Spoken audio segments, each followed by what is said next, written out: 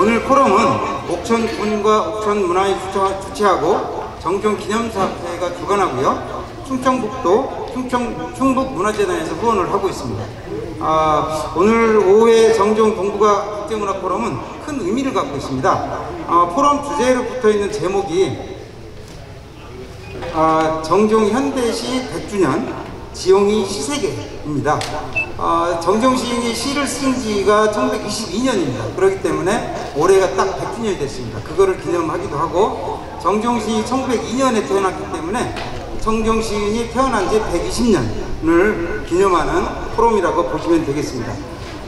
말 그대로 정지용 시인이 처음 시를 쓴 게 1922년 3월에 쓴 풍랑몽이기 때문에 그 풍랑몽을 오늘 주제 하나로 또 잡고 있습니다. 오늘 포럼에서 발표하고 토론하실 선생님들을 소개를 해드리도록 하겠습니다. 먼저 포럼 좌장을 맡아서 해주실 이승원 서울여대 명예교수님 와주셨습니다. 감사합니다. 그리고 오늘 발표는 모두 4분이 하시겠습니다. 4분이 하시겠는데, 첫 번째 발표로 중앙대학교 이경수 교수님 발표하시겠습니다. 두 번째 발표는 충남대학교 이형권 교수님 발표하시고요. 그 세 번째 발표는 우리 교장 옥천에서 발표를 맡게 된 충북도립대 김효순 교수님 참석하셨습니다. 네 번째 발표는 멀리 중국에 계십니다. 지금 화면에 나와 계신데요. 연변대학교 장영미 교수님, 손 들어서 한번 좀 인사 한번 해주시죠. 장영미 교수님. 네, 반갑습니다. 네. 그리고 각 발제자의 발제를 듣고 토론하실 토론자를 소개를 해드리도록 하겠습니다. 먼저 중앙대 이경수 교수님의 발표에 대해서 토론을 해주실 김영미 대전대 교수님이십니다. 두 번째 토론은 충남대 이영권 교수님의 발제에 대해서 토론해 주실 백석대학교 문현미 부총장님이십니다. 세 번째 토론자는 인덕대학교 하야시 요코 교수님이십니다. 요코 교수님 어디 계세요? 손은 들어주세요. 예. 여전히 근데 얼굴이 잘 안 보여서 저희들이 얼굴 특별하기가 굉장히 어렵습니다. 예. 반갑고요. 네 번째 토론을 맡아주실 분은 베트남 작가회의를 이끌고 계시는 내당환 교수님이십니다. 내당환 교수님 손 한번 들어주세요.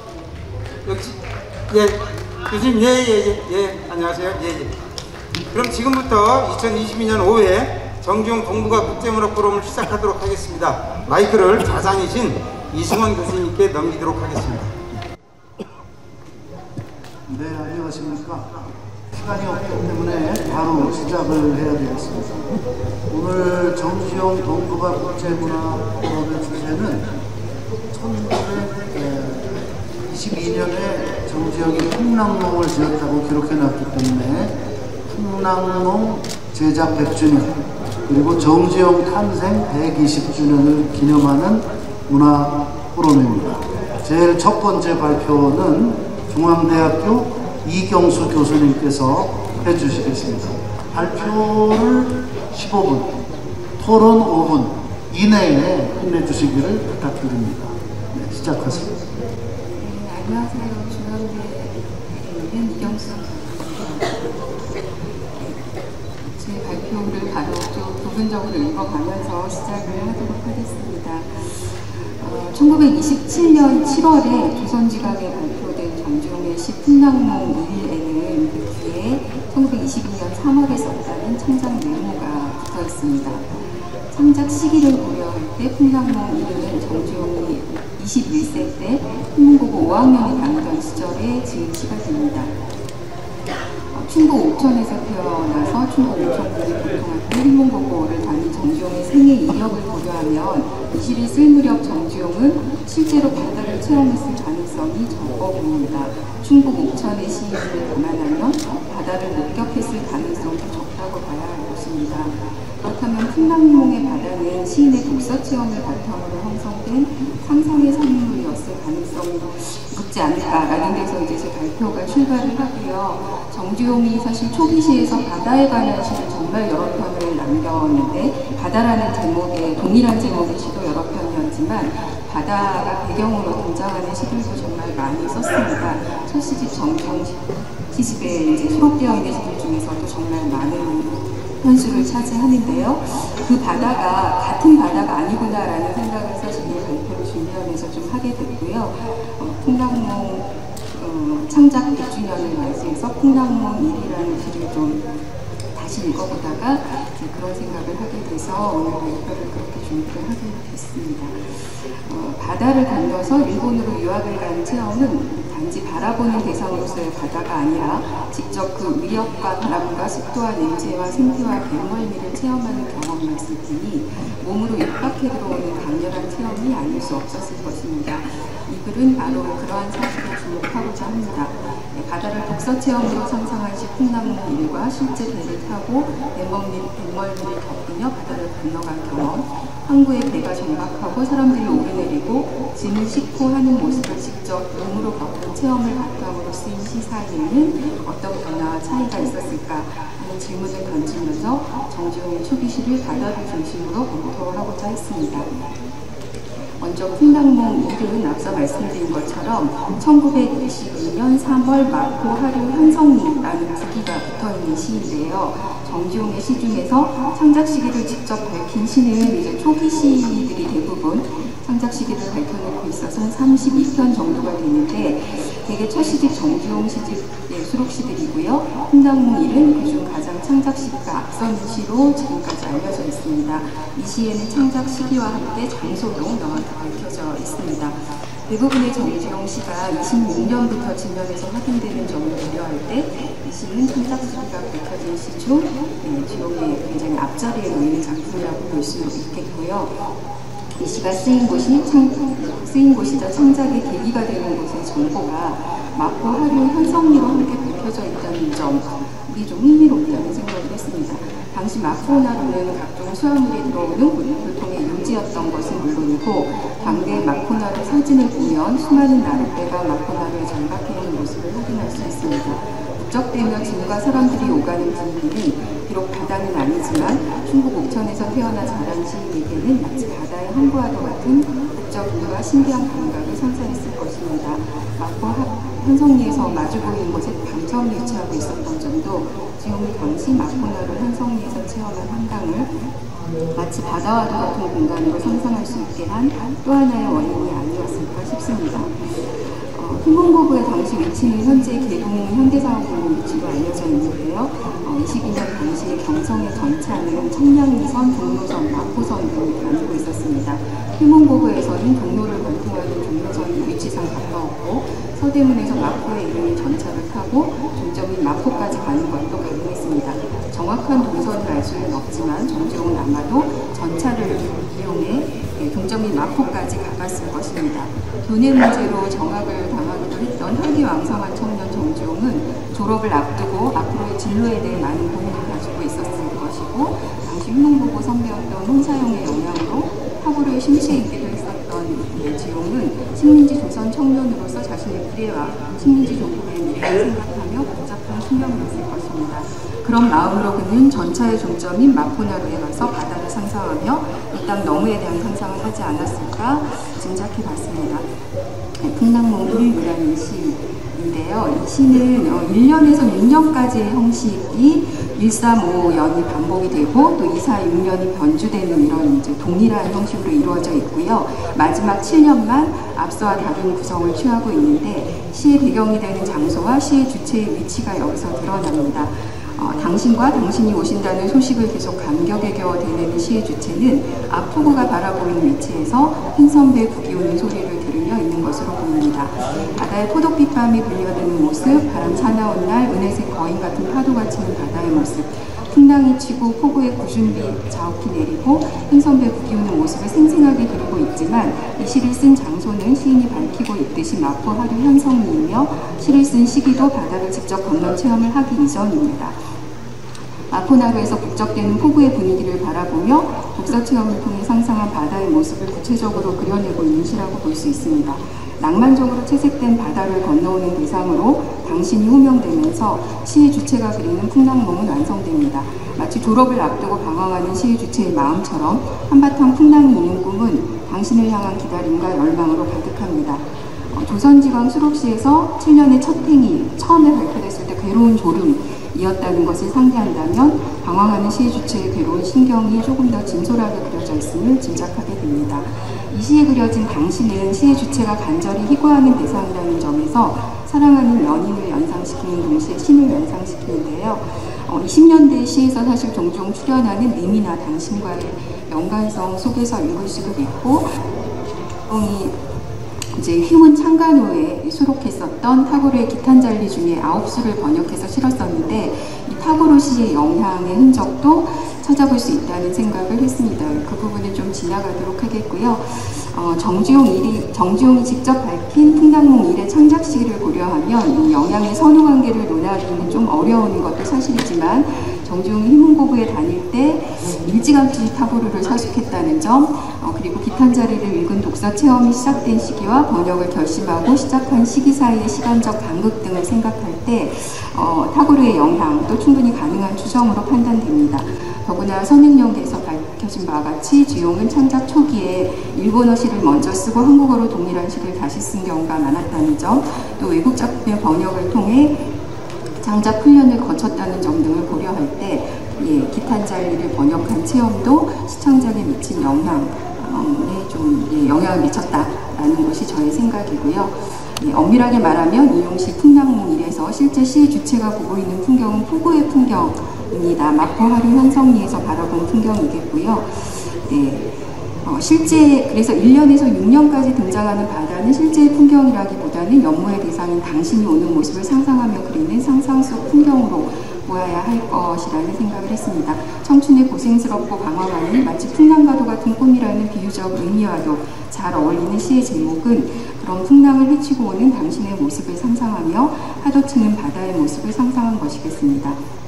물론 그 상상의 바탕에는 마포하류 현성리 포구에서 본 실제 풍경이 작용하고 있었을 것입니다. 바다가 육지를 벗어나 향하는 곳이자 바다 건너 다른 세계를 상상하게 하는 공간이라는 점에서 당신이 온갖 난관을 극복하고 오는 공간으로 상상하기에 적합한 곳이자 낭만적 상상을 가능하게 하는 곳이기도 합니다.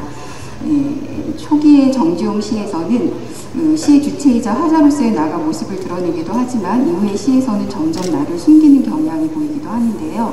이 시에는 나가 직접 노출되어 있지는 않지만 당신에 대한 그리움과 희구를 통해서 나의 존재를 의식하게 하고 또 바다시편에서 나가 모습을 감춘 채 바다의 풍경에 집중하는 그런 경향과는 분명 차이가 있어 보인다는 생각을 했습니다.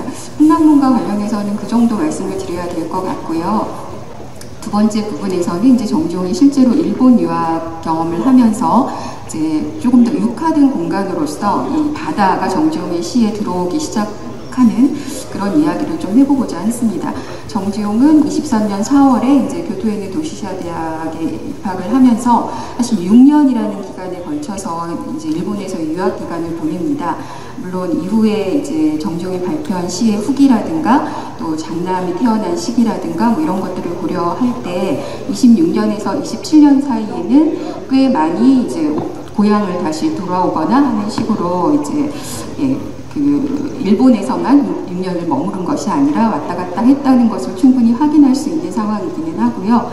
이제 당시에 그 관부연락선이라는 걸 타고 이제 부간연락선이라고 보통 부르죠. 부산에서 시모노세키항까지 가는 그걸 타고 이제 대부분의 유학생들이 일본으로 건너갔는데 실제로 일제 말이 되기 전까지의 시기에 이 부간연락선을 타고 가면 배 위에서만 11시간 반 정도의 시간을 보내야 됐다고 하더라고요. 그래서 지용도 이제 그런 시간을 오가면서 그렇게 시간을 보냈을 것이라는 점을 좀 고려하면 지용의 이후의 바다 시편에 바다에 대한 이렇게 실제로 바다에서 파도 치는 바다를 바라보고 또 풍랑에 뭐 배가 뒤집어질 것 같은 이런 체험들도 좀 하기도 하고 또 바다의 냄새와 이제 그런 것들을 직접 온몸의 감각으로 체험한 이후의 바다는 지용의 시에서 좀 달라지기 시작한다라는 이야기를 이제 뒷부분에서는 주로 하고자 했습니다.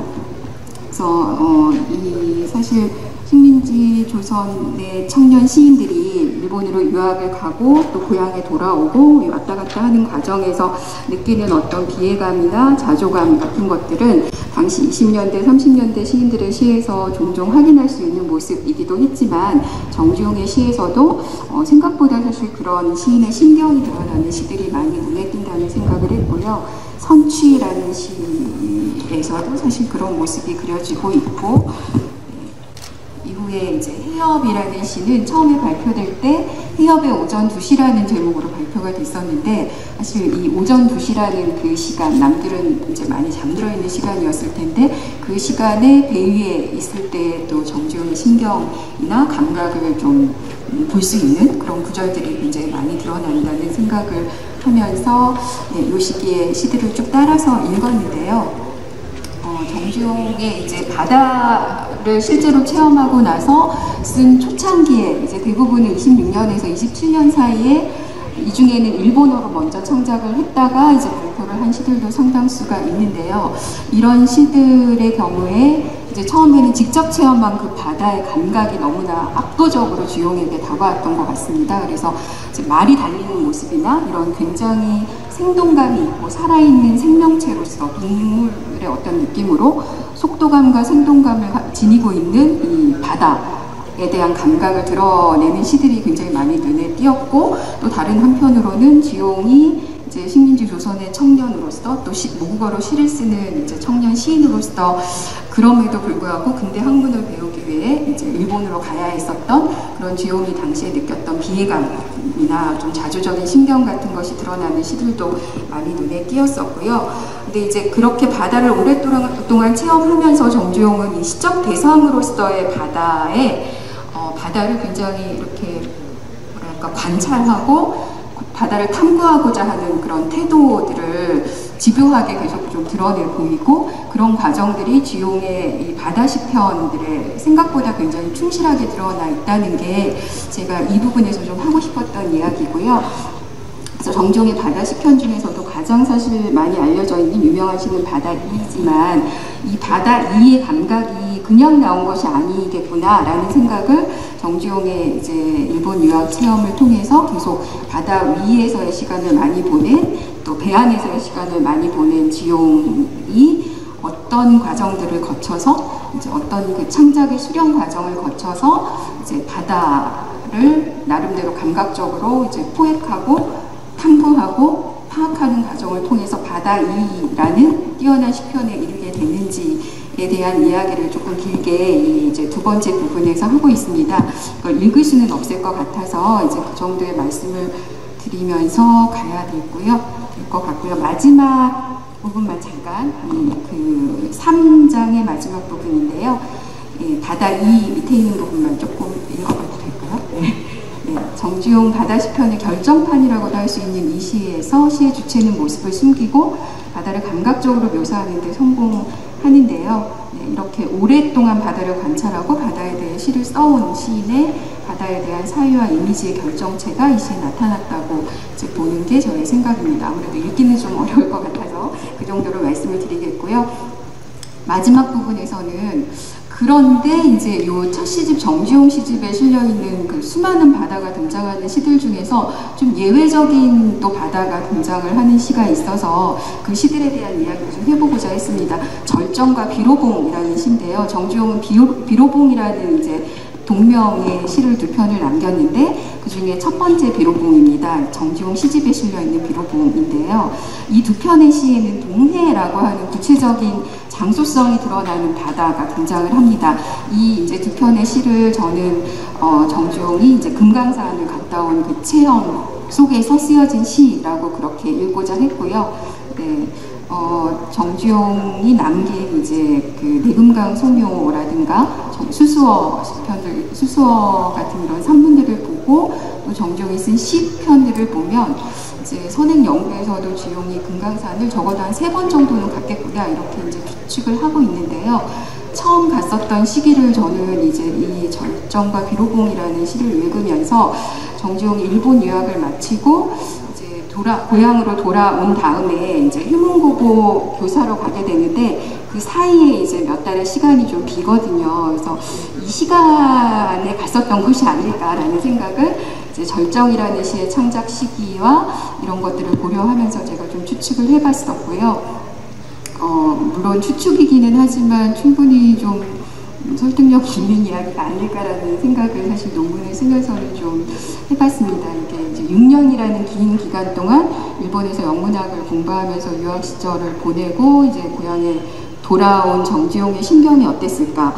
그리고 이제 자신을 키운 이제 모교이기도 했었던 휘문고고의 교사로 가서 식민지 이제 조선에서 사실은 제자들을 기르고 또 시인들을 기르고 이런 일들을 이후로 이제 정지용이 남은 생애 동안 하게 되는데 그걸 하기까지 그 결심을 하기까지의 어떤 그 또 다른 결심의 순간들 이런 게 지용에게 있었어야 되지 않았을까라는 생각을 하면서 지용의 첫 금강산행을 사실 남아있는 자료는 뭐 시밖에는 사실 저희가 추측할 만한 자료가 초기의 금강산행에 대해서는 없기는 하지만 저는 이 시기가 아니었을까라는 좀 상상을 하면서 이 논문의 마지막 부분을 마무리를 해봤습니다.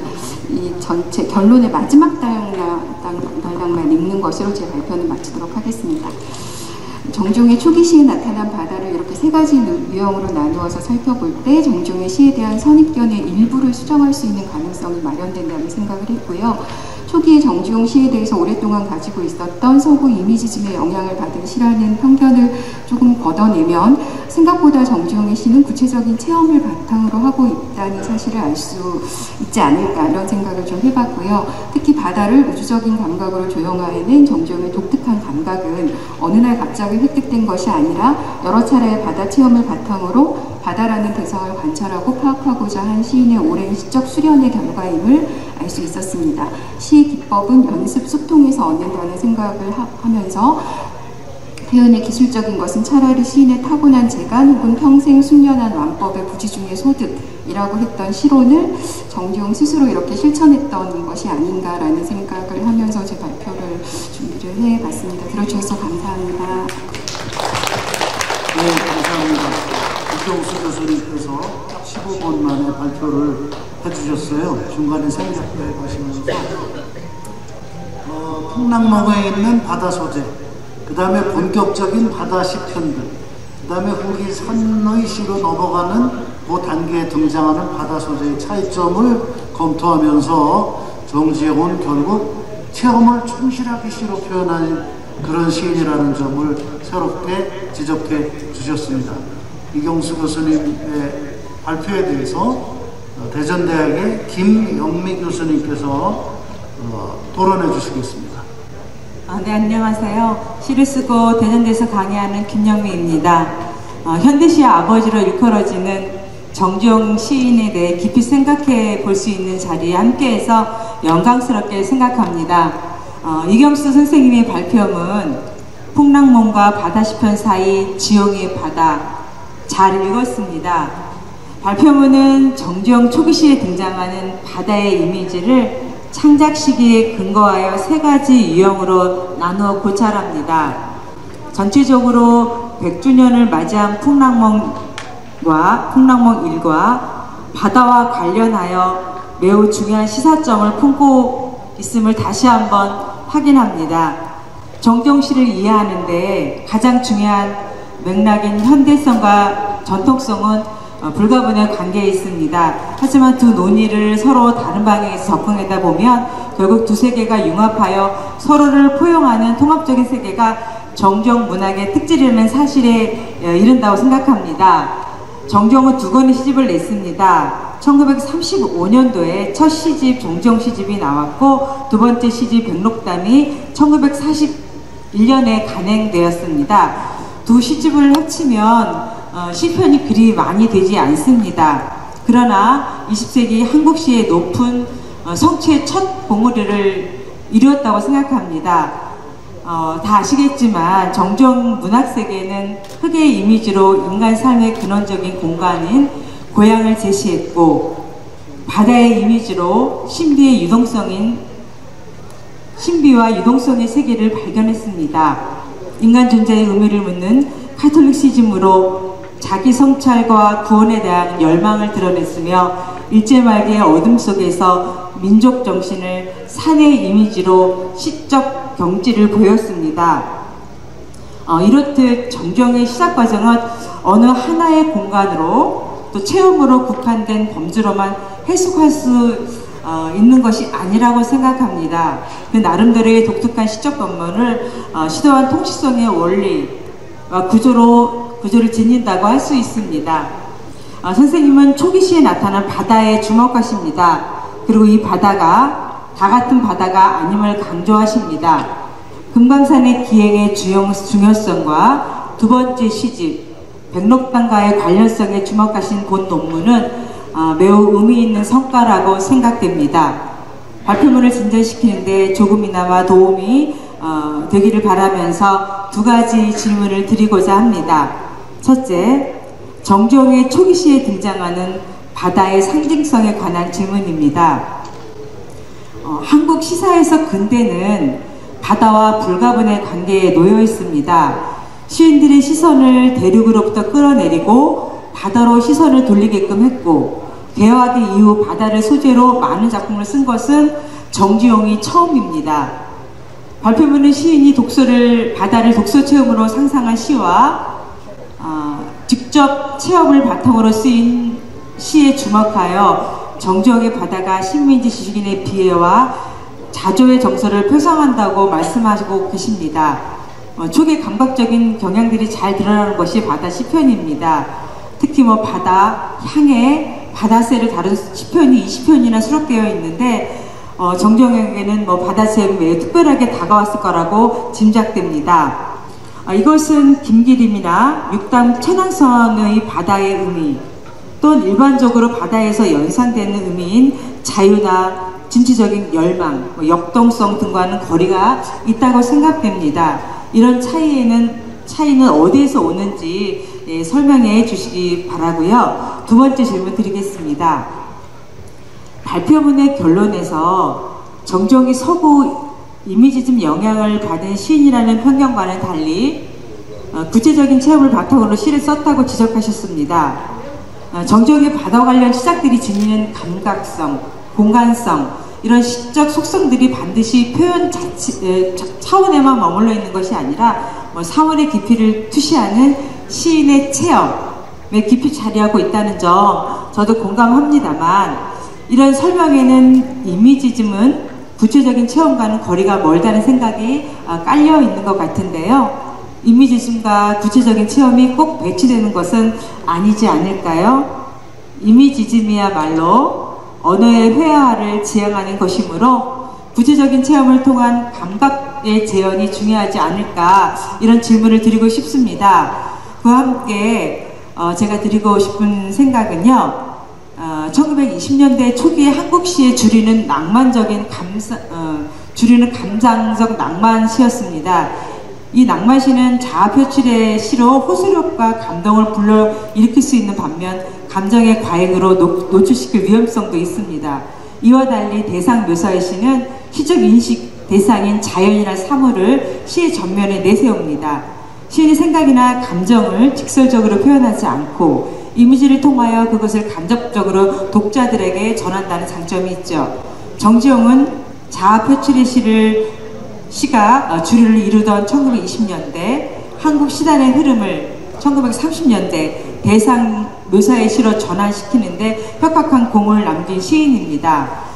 이런 것은 그 당시 지용을 언급한 그 시평에서 쉽게 발견될 수 있는데요. 네, 거기서 한 달락 띄어서 그 시평은 그 자료를 통해서 보시면 좋겠고요. 그래서 저는 물론 우리가 이제 그런 실험을 통해 그 시평을 통해서 발견될 수 있는 그 공통점은 정주영은 시적 대상의 정확한 묘사력과 언어 조탁, 시적 기평의 혁신으로 모국어를 현대화시킨 한국 문단의 탁월한 시인이자 특별한 시인이었음은 분명하다라는 것을 알 수 있는 거고요. 그리고 저는 이 점에서 우리 한국 모더니즘의 좀 전개를 살펴보면 좀 긍정적이든 부정적이든 그 출현의 필연성 내지 존재성이 있습니다. 그러나 그 문제는 나름의 역사성을 지니고 있는 1930년대 모더니즘이 우리 문학에 바람직하게 기여했는가 하는 데 있습니다.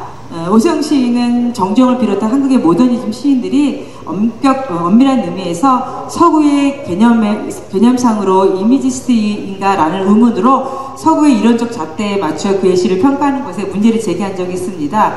저는 그 글에서 오세영 시인은 한국 모더니즘의 모든적 특성에 대해 설명하고 정정 씨가 지니고 있는 그런 모더니즘적 특수성을 해명하고 있다고 봅니다. 즉 정정의 시가 서구 모더니즘의 틀로서는 완전히 설명될 수 없다는 지적이고요. 그것은 역사적 상황과 문화적 정통이 서로 다른 두 문화권 사이의 모순을 모색해 나갔던 정정의 고민을 발견하고 있다고 생각합니다. 그래서 저는 이미니즘 계열의 모더니즘은 종국적으로는 우리 삶을 건강하고 도덕적인 것으로 향상시켜야 한다는 점, 또 동시에 이 세계를 해체되거나 분열되는 관점에서가 아니라 통합된 총체적인 시야에서 바라봐야 한다는 그런 관점에 있다고 생각합니다. 이런 고민은 시론을 통해서도 나타나고요. 시인은 항상 정신적에서 정신적인 것을 조준한다. 겉으로는 서두럽기를 바라지 마지 않는다. 언어미술이 존속하는 이상 그 민족은 열렬하리라. 이런 실험 바탕 위에서 정정은 그만의 특별한 언어의 감각성, 대상 묘사의 선명한 이미지로 그의 시를 열어갔다고 생각합니다. 이경 선생님이 고견을 구하는 것으로 제 토론을 마치겠습니다. 감사합니다.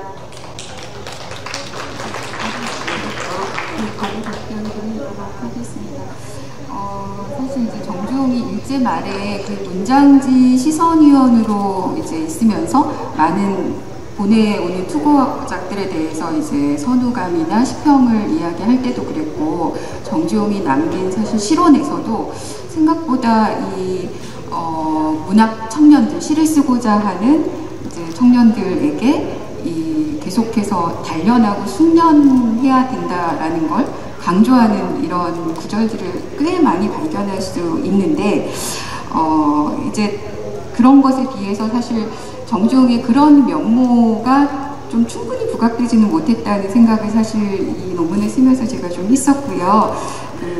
김영민 선생님의 이제 토론에 대해서 짧게 좀 답변을 드리자면 사실 차이가 어디서부터 오는 것인지에 대한 질문에 대해서는 또 다른 연구가 좀 필요하다는 생각도 들긴 하지만, 저는 제가 보면서는 이제 이 정주홍의 바다 체험이 굉장히 구체적인 감각으로 나타나고 있다는 생각, 그리고 정주홍의 관찰의 대상이자 탐구의 대상으로, 제가 아까 읽지는 못했지만 사실 그 배를 타고 바다를 항해하면서 바다 속에 대해서 굉장한 궁금증을 이제 표시하거나 이런 구절들이 꽤 많이 포착이 되긴 하거든요. 그래서 그렇게 바다를 감각하고 포착하고 파악하는 태도가 주홍에게서 발견된다는 생각을 했었고요. 그래서 원인을 찾자면 시인의 기질과 독서 체험, 또 개인적인 감상에 갇히지 않는 지적인 태도와 시인으로서의 성실성, 숙련을 중시한 태도, 이런 것과 관련이 있다고 이제 저는 생각을 하고 있고, 좀 비교 연구도 조금 더 진행될 필요가 있겠다, 이런 생각도 좀 논문을 쓰면서 했었고요. 두 번째 질문에 대해서는 정주홍 시에 대한 이제 그동안의 연구사에서 이제 초기 시를 두고는 지형의 뛰어난 언어 감각을 아무래도 주로 주목을 해오셨고, 또 카톨릭 시에서 백록담 시편에 이르는 그런 시기의 시를 향해서는 정신적인 것의 추구가 주로 주목의 대상이 되어 왔던 것이 사실입니다. 근데 이제 그렇다 보니 시인으로서의 지용의 성실성이나 구체적인 체험의 바탕을 둔 관찰과 탐구, 오랜 숙련을 통해서 획득한 감각과 성취의 측면이 다소 좀 간과된 것이 아닌가라는 생각을 좀 했었던 것이고요. 몸으로 겪은 구체적인 체험의 힘이 조금 더 정주홍에게서도 강조될 필요가 있겠다, 이런 생각을 제가 하다 보니 약간 오해의 소지가 있었던 것 같기도 하고요. 조금 더 섬세하게 그 부분을 서술을 하도록 하겠습니다. 감사합니다. 네, 감사합니다. 두 분 수고해 주셨습니다. 지금 세미나가 좀 늦게 시작되었기 때문에 우리가 이 점심시간을 잠식해가지고 발표를 하고 있어요. 그래서 20분 내에 발표를 끝내야 되겠죠. 모든 걸 끝내야 되기 때문에 토론하시는 분은 질문만 해주시면 좋겠어요. 그 질문에 대한 답변을 또 해야 되니까. 그래서 다음은 이제 충남대학교의 이형권 교수님인데 15분 이내로 발표를 해주시고, 새로운 주제입니다. 디아스포라 의식과 조선적인 것의 의미. 여기에 이제 프로를 맡으신 분이 문현미 교수님이니까 그걸 잘 고려해 주시기 바랍니다. 네, 이영공 교수님 부탁합니다. 네, 반갑습니다. 지금 소개받은 충남대학교 이영권 교수입니다.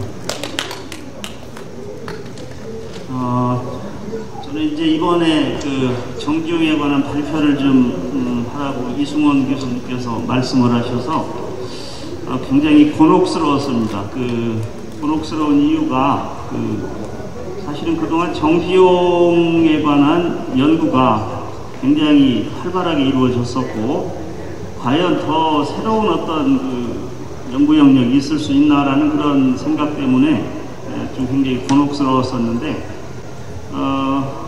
그래도 뭐 동어반복을 할 수 없으니까 뭔가 찾아보니까 제가 요즘 관심 있는 게 이제 디아스포라 문학이었고 그쪽하고 이렇게 연결을 하다 보니까 조금은 자연스럽게 이렇게 논의를 할 수 있는 그런 여지가 있어서 저는 정지용 씨의 그 디아스포라 의식과 조선적인 것의 의미라고 하는 그런 테마를 가지고 말씀을 드리고자 합니다.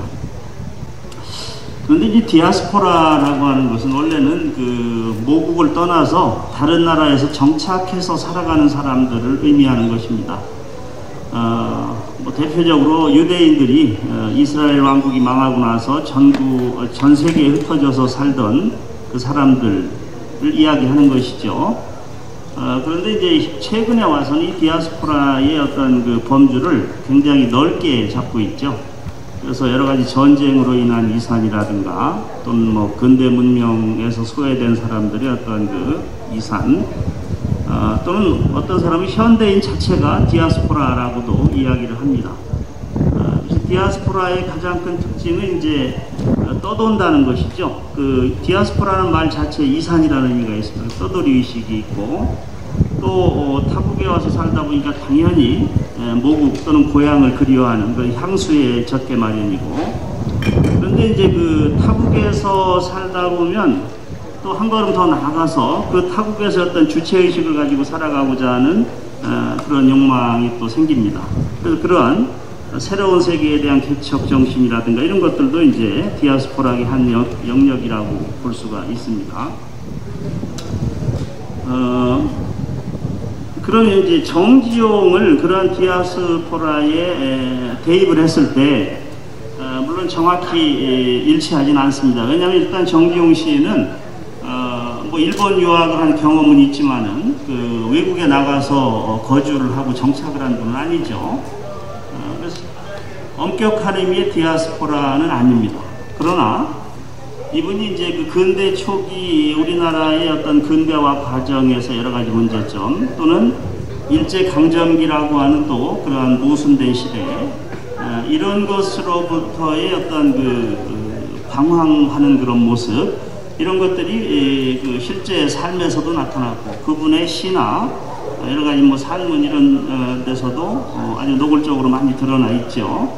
그렇다면 이분은 뭐 디아스포라는 아니지만은 디아스포라 의식 차원에서는 넓은 의미의 디아스포라 시인으로 볼 수도 있겠구나라는 것이 이제 제 생각입니다.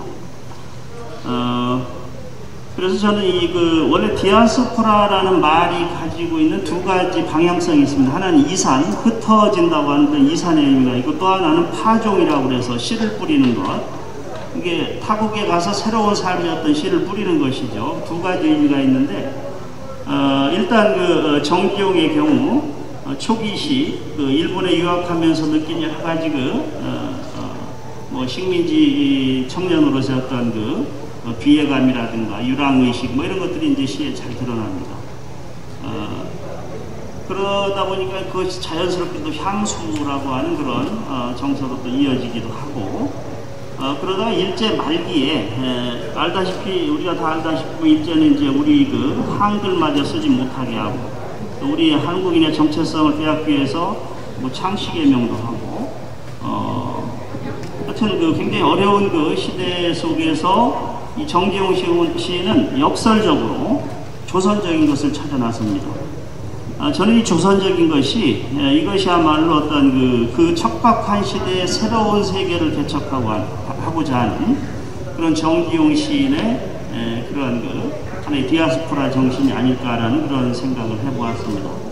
논리적으로 약간 좀 비약하는 듯한 느낌은 있지만 그러나 이제 앞에 초기 시에서 드러난 그런 유랑과 향수 그걸 벗어나서 뭔가 새로운 세계를 우리의 전통적인 우리의 산수 또 우리의 전통 정치 이런 데 찾고자 하는 그런 흐름이 디아스포라들이 보여주는 어떤 커다란 어떤 그 방향성 이런 데서는 좀 일치한다라는 것이 제 생각입니다. 좀 서두가 너무 길은 것 같은데요. 사실은 지금 말씀드린 것이 제가 오늘 여러분께 발표하고자 하는 내용의 핵심입니다. 그래서 앞부분에서는 서론에서는 제가 시대와 장소의 디아스포라라고 해서 아무튼 정재용 시인은 시대 자체가 디아스포라로서 살아갈 수밖에 없는 그런 시대적인 그런 환경 속에서 살았다 이런 얘기가 되겠고요. 또한 이분이 이제 그 삶의 어떤 장소가 굉장히 다양했습니다. 뭐 물론 서울과 옥천, 물론 여기 옥천과 서울과 그 다음에 이제 그 교토라고 하는 세 가지가 이제 일종의 삼각축 역할을 했지만은 그 외에도 뭐 금강산, 장수산, 한라산 등의 여러 그 산소를 돌아다녔고 또 다도해, 의주, 목포, 통영, 진주, 평양, 부천, 마지막에 포천 쪽에서 이제 이렇게 행방불명이 되신 거로 이렇게 되어 있습니다. 이러한 다양한 장소를 유랑하듯이 살았다는 것이죠. 그리고 제가 여기서 조금 오해의 소지가 있는 말을 좀 했는데 여기서 이제 이 연구산 앞에서 언급하면서 이 6.25 전쟁 이후에 월북시라는 한계로 인하여 이렇게 표현했는데 이거 한계가 아니라 오해라는 말이 좀 좋을 것 같습니다. 그래서 월북하신 건 아니죠. 이제 뭐 나쁘냐 아니냐 뭐 이런 논란도 있고 그런데 뭐 하여튼 일부에서는 월북이라고도 했고 일부에서는 납북이라고도 했는데 그건 뭐 명확하게 밝혀진 건 없고 아무튼 월북이라고 보긴 어렵고요. 아무튼 그런 오해는 있다는 겁니다. 그 다음에 이제 그 두 번째 장에 가면은 이중언어의 사용과 유랑하는 청춘이라고 제목을 잡았는데요. 그동안 이 카페 프랑스 같은 작품에 대해서는 여러 가지 해석이 있습니다만 저는 좀 다른 해석을 좀 해보고 싶어서 일단 여기에 등장하는 그 이중언어 의식에 저는 주목을 해봤습니다. 뭐 단적으로 보면 여기 뭐 굿이브닝 이 친구 어떠하시오 뭐 이런 부분이 있는데 이 굿이브닝을 뭐 영어로 바꿔 놓을 경우에 이건 한글과 영어를 이제 동시에 사용하고 있는 이중 언어라고 볼 수가 있죠. 근데 이 디아스포라의 가장 큰 특징 중에 하나는 또 이중 언어의 사용입니다. 이를테면 뭐 미국 가서 사는 우리 교포들 보면 한인 사회를 구성해서 한국어를 사용하고 있지만 여전히 그곳의 중심 언어인 영어를 또 무시할 수도 없습니다. 이중 언어를 사용하고 있죠. 또 여기에 또 정지용의 같은 경우는 이 시절에 또 그 일본어를 또 시창작에 적극적으로 활용을 합니다. 이 시에 따라서는 먼저 일본어 시를 발표하고 한국어로 다시 바꾸어서 발표하기도 그 역순으로 하기도 하고 일본어 시가 상당히 많습니다. 사실은 이 정지용의 초기 시에 보면은. 그런데 특이한 것은 거기에 어떤 우리가 흔히 일본어 시는 친일시다라고 하는 그런 도식을 흔히 생각을 하는데 그런 것은 전혀 드러나지 않고 있고 또 그야말로 일제 말기에 이제 일본어 시는 사실은 그 친일시가 많죠. 그런데 정지용 시인 같은 경우 일제 말기에는 또 특이하게 일본어 시를 전혀 쓰질 않습니다. 그렇다면 이 정지용 시인의 이 일본어를 통해서 이제 창작을 한 그런 일들은 뭐 친밀이라든가 이런 것과 연결 지을 수 없는 일종의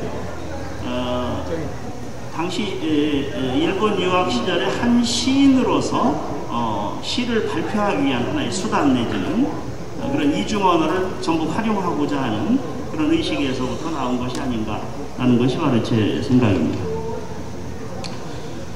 그래서 어쨌거나 이 카페 프랑스를 창작하던 그 시절 교토에 유학하던 그 정지용은 어떤 그 유랑의식 속에서 디아스포라 타자라고 하는 그런 것에 주목을 했고 스스로도 그런 타자로서 의식을 하고 살았던 것으로 보입니다. 다른 시 뭐 압천이라든가 또는 뭐 조약돌 또 슬픈 인상화 황마차 뭐 이런 시에서 보면은 뭐 나그네라는 그 시어도 등장하고 뭐 흘러가는 끝없이 뿌리 뽑힌 자가 유랑하는 듯한 그런 내용들이 이제 나타나고 있습니다. 그래서 아까 말씀드린 대로 이러한 그 유랑 의식이 이제 향수하고 이제 자연스럽게 연결됩니다. 그래서 3장의 내용, 고향의 양가성과 식민지 근대인의 초상이라는 이 부분에서는 이 역시 정지훈의 향수라는 이 작품을 저는 이걸 역시 뭐 조금 다르게 좀 읽어보려고 노력을 했는데요. 결국은 그 향수도 일제강점기나 근대화 초기에 어떤 그 삭막한 현실을 배경으로 해서 평화롭고 아름다운 고향을 그리워하는 하나의 디아스포라 텍스트이다 라고 하는 것이 이제 제 생각의 핵심이 되겠습니다. 그리고 이제 이것이 고향 상실감으로도 이어지죠. 여러분들이 잘 아시는 그 이 향수와 고향 시편의 쌍두마차라고 할 수 있는 고향이라는 이 시를 보면 이건 이제 고향은 그리움의 대상이 아니라 이미 고향을 상실해버린 그런 상태로 노래가 됩니다. 그런데 제 생각은 이 향수든 또는 실향의식이든 이것은 하나의 큰 묶음 속에서는 고향 관련된 그런 시편이기 때문에 이것을 양분해서 살펴볼 필요는 없다라는 것이고 디아스포라 의식 차원에서는 동일한 맥락의 텍스트다라는 것이 제 말씀이 되겠습니다. 그리고 이제 특이한 것은 고향과 관련된 시 중에 일제 말기에 지어진 이토라는 시가 있는데 이토, 달을 이자 흑토자를 쓰는 시가 있는데 여기서는 이제 고향을 상실한 것이 아니고 고향을 아예 부정을 해버립니다. 그 이토라는 시의 한 기절을 보면 나 자란 곳 어디거니 묻힐 때를 밀어나가자 꿈에서처럼 그립다리야 따로 지닌 고향이 미신이리. 자, 여기서 따로 지닌 고향이 미신이리라고 하는 이런 표현을 하고 있습니다. 근데 이토라는 시는 일제 말기에 지었기 때문에 뭐 친일시다 아니다 이런 논란이 좀 있긴 합니다만은 여기서 제가 주목한 것은 친일이냐 아니냐 이런 문제보다는 뭔가 고향을 부정하고 있다는 것이죠.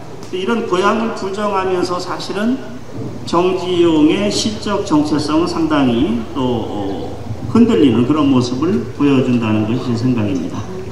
그래서 이 고향을 부정하면서 이제 이 정지용의 시적 정체성이 상실되고 사실은 뭐 백록담 이후에 시를 거의 창작하지 못하죠. 또 그 해방 공간에서 좀 몇 편의 시를 짓지만은 그 시라는 것은 거의 뭐 무슨 행사시 비슷한 것이고 또 문학성을 인정할 만한 작품들이 이제 거의 없지요. 그런 면에서 정지용이 고향을 상실한 것은 결국은 그의 시의 정체성을 상실한 것이다. 이 고향 부정이라고 하는 것은 그 정지용 시의 어떤 흐름 속에서 굉장히 중요한 하나의 사건이다라고 저는 봅니다. 그 다음으로 마지막 장에서 그 요지를 아까 말씀하셨으니까 예. 이제 한 1분 내에 끝내주실 수 있나요? 예. 그래서 조선 경험과 조선적 감각의 발견이라고 하는 것은 아까 말씀드린 대로 이러한 그 유랑과 향수의 그런 서정 속에서 조선적인 것, 또 시대적으로 굉장히 어려운 상황 속에서 시대적인 것을 그 조선적인 것을 찾음으로 인해서 이 디아스포라 의식이 또 다른 한 면에 디아스포라 의식의 또 다른 한 면을 보여주는 것이다 그런 얘기고요. 그리고 이제 그의 산수시에 저는 주목을 했는데요. 뭐 잘 알려져 있지만 그 구성동이라든가 옥류동 또는 비로봉 장수산일, 장수산이 백록담 뭐 이런 시들 또 실제 뭐 산 이름은 등장하지 않지만 조찬 비와 같은 산을 배경으로 하고 있는 시들까지 해서 이런 시들은 사실은 뭐 산수시라고 하고 또 탈인간화라고 하는 그런 얘기를 합니다만은 그 배후에는 어떤 그 미적 주체가 있고 또 디아스포라 주체가 있다는 것이 제 생각입니다. 그러면서 이제 이렇게 사물시처럼 인간이 전혀 배제된 경우도 있지만 또 인간이 등장하면서 인간적 성찰로 이어지는 시까지도 나간다는 것이 기술의 내용이고요. 그 다음에 결론 부분에서 역시 마지막 단락을 읽고 마무리를 하겠습니다. 이처럼 정지용 씨는 디아스포라의 관점에서 보면 그 용어 자체가 하는 의미와 마찬가지로 이산과 파종이라는 두 가지 특징을 모두 간직합니다. 이산은 근대 문명의 인간소외, 식민지 시대의 고향 상실 등과 관련된 것으로서 초기의 모더니즘 시나 고향 관련 시편들에 다양하게 드러납니다.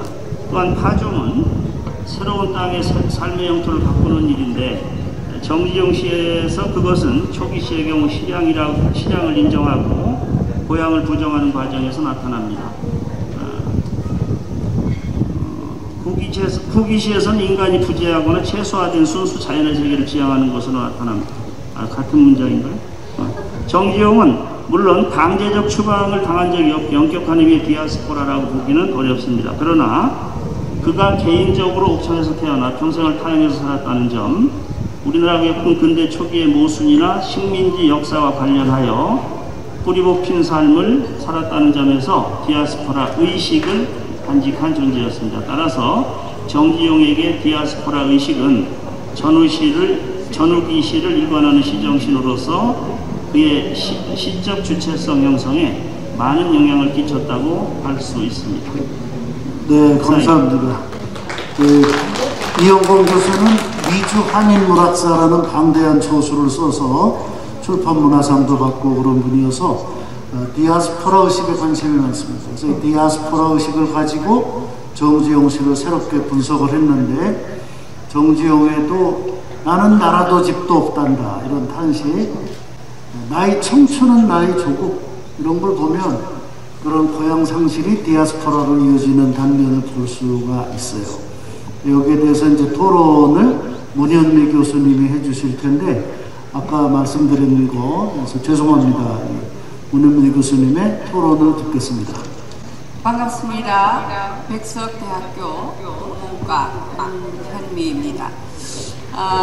지금같이 국제적 정세가 복잡다단한 시대에는 우리 모두가 디아스포라적 존재 양식을 가지고 있다, 이렇게 볼 수가 있는데, 이번 발표문은 지금까지 정지용 시인에 관한 연구가 활발하게 진행되어서 더 이상 새로운 영역을 찾기가 쉽지 않은 상황이라는 것을 감안하면은 매우 유의미한 연구 성과다, 이렇게 볼 수 있겠습니다.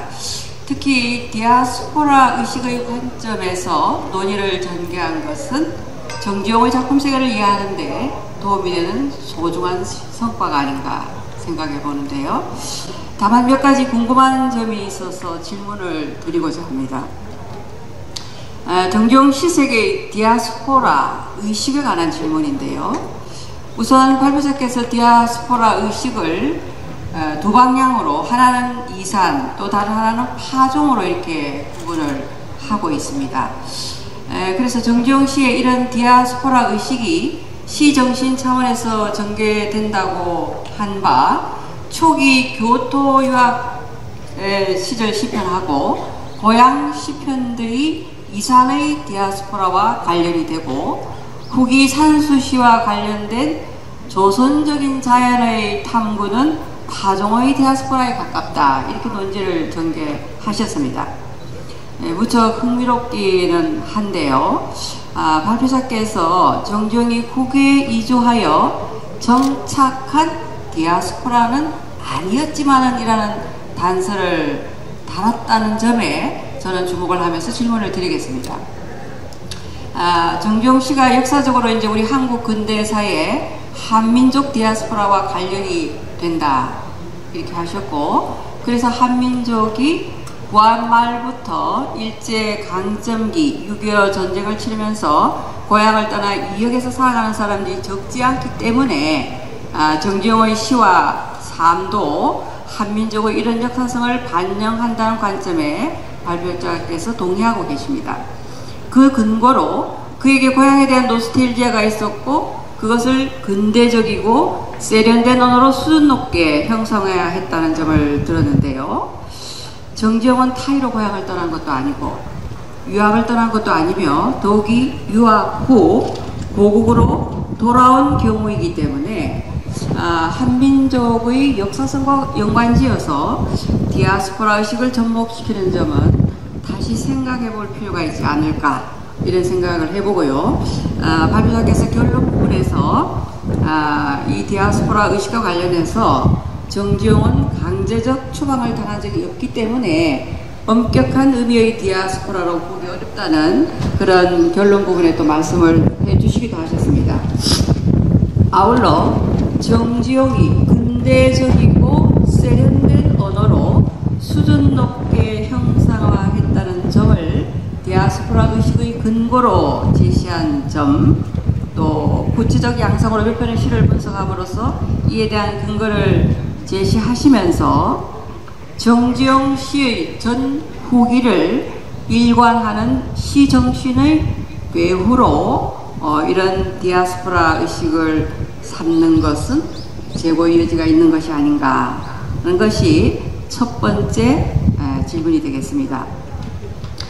두 번째 질문은 정지용의 이중 언어 사용과 유랑하는 청춘이라는 소제목에서 보여주듯이 정지용이 일본 교토에 있는 도시야 대학교 영문과를 다녔을 때 그의 시 창작 활동에 대하여 집중적으로 논지를 펼치고 있습니다.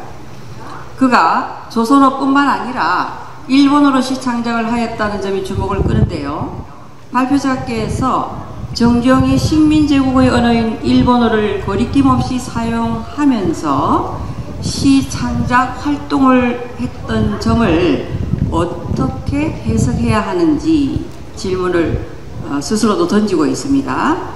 그래서 저 역시 동일한 질문이 생깁니다. 당시 일본 유학생들이 일본어로 시 창작 활동을 한 사례가 있기는 합니다만은 정지용처럼 전면적으로 일본어 작품을 창작하고 발표하는 경우가 찾아보기 어렵다 이렇게 하였습니다. 이에 대한 답변으로 민족의식의 문제라는 1차원적인 문제로만 접근할 것이 아니라 오히려 디아스포라 차원에서 이중언어를 사용한 것으로 해석할 수 있다고 하였습니다. 물론 그럴 수 있는 면도 있겠지만은 외국에 유학을 하면서 이중언어를 사용해야 하는 환경임에도 불구하고 일본어로 시 창작을 한 점은 다소 이해하기가 힘든 점이 있습니다. 왜냐하면 특히 당시 상황은 일제 강점기였기 때문에 더욱이 일본어로 시 창작을 한다는 점은 조선인의 관점에서도 그렇고 지금의 관점에도 그렇습니다. 오히려 모국어인 조선어로 시 창작에 집중하는 태도를 견지하는 게 바람직하지 않았을까 하는 생각이 듭니다.